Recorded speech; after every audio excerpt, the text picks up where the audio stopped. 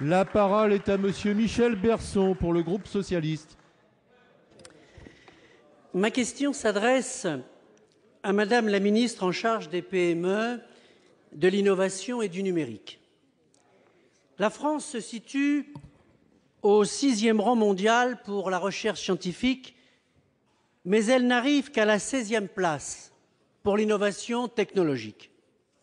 Certes, la France a contribué à mettre au point des technologies de rupture qui ont permis, par exemple, l'émergence des biotechnologies ou du numérique, mais la France n'a pas su transformer tous ses atouts technologiques en atouts industriels.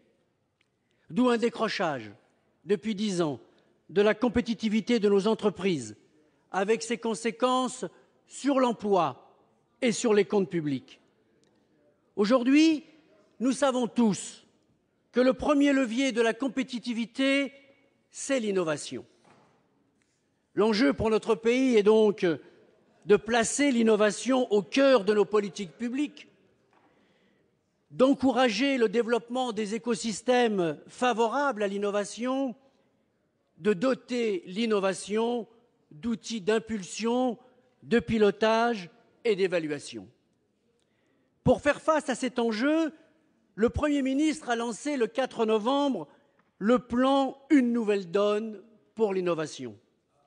Un plan, je souhaite le rappeler ici, qui prolonge les mesures prises après la publication du rapport Gallois. Je les rappelle: le pacte national pour la croissance, le crédit d'impôt compétitivité emploi, le crédit d'impôt innovation, la banque publique d'investissement, les 34 projets pour les filières industrielles de demain, les 10 orientations pour refonder la politique de transfert dans la recherche scientifique. Jamais, je dis bien jamais, un gouvernement n'avait pris pendant au moins d'un an autant de mesures qui donnent force, qui donne sens à la politique de redressement de notre économie. Et le plan « Une nouvelle donne » pour l'innovation va renforcer ce redressement. Madame le ministre, vous venez de présenter les 40 mesures concrètes de ce plan avec la volonté, avez-vous dit, de faire émerger un modèle à la française. Alors, comment le gouvernement entend-il promouvoir cette culture de l'innovation qui nous fait souvent défaut? Comment entend-il, c'est notre faiblesse, favoriser le développement commercial des inventions et des idées nouvelles? Comment entend-il encourager la prise de risque par les innovateurs et combler le manque chronique de financement des entreprises innovantes? Je vous remercie, Madame le ministre, pour vos réponses. Merci. Madame la ministre.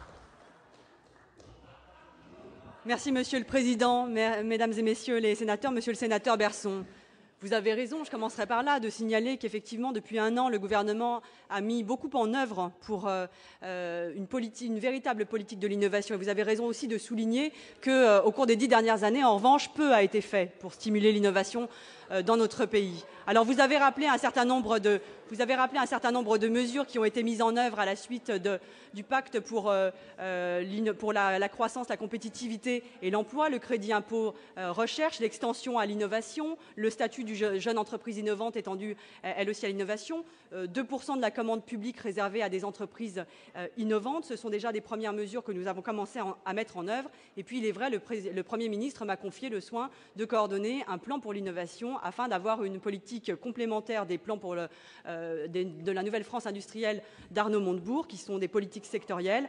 Il s'agit cette fois d'avoir une politique transverse pour l'innovation. Alors le premier axe, c'est l'innovation par tous. L'innovation, elle naît de la mobilisation de tous les talents. C'est une aventure humaine dont le ressort est la créativité, qui implique des hommes et des femmes de toutes origines et de toutes formations. Je citerai juste 2 actions emblématiques de ce plan: le soutien au projet de développement de la culture, de l'entrepreneuriat et de l'innovation, doté de 20 millions d'euros sur le programme d'investissement d'avenir, dont j'ai obtenu la création au sein de ce programme. Et puis la création d'une bourse pour les nouveaux entrepreneurs qui sera dotée d'une dizaine de millions d'euros par an pour accompagner des porteurs de projets dans leur souhait de créer une entreprise, pour ceux qui n'ont pas la chance d'avoir dans leur famille ou dans leur entourage les moyens financiers de lancer leur projet entrepreneurial. Le deuxième axe, c'est l'innovation ouverte.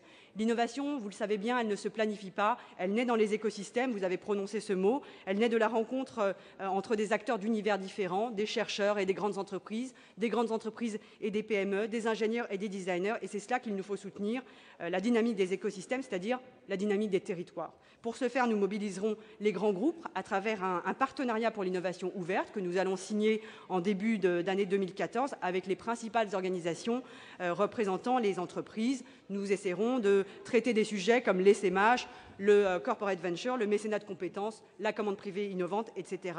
L'idée étant d'essayer de chasser en meute pour faire gagner l'innovation à la française. Le troisième axe du plan, c'est l'innovation pour la croissance. L'idée, c'est que l'innovation est portée par des entreprises, qu'il faut les accompagner, notamment le financement de l'innovation doit être accompagné et soutenu par l'État. Ce plan, il est fait pour les entreprises innovantes de croissance et c'est la raison pour laquelle ce plan met l'accent sur le soutien à l'industrie du financement de l'innovation, le capital risque et le capital développement, avec des mesures de simplification pour les FIP et les FCPI, et puis un amortissement fiscal pour les investissements des grandes entreprises. Et puis, quatrième axe, l'innovation publique. Face à l'innovation continue, l'État doit évaluer et mieux améliorer les résultats des politiques publiques en faveur de l'innovation, mieux en mesurer l'impact, c'est extrêmement important. Et donc, vous l'avez compris, monsieur le sénateur, cette nouvelle donne pour l'innovation renforce la démarche sectorielle des 34 plans pour l'innovation présentés par Arnaud Montebourg. Merci.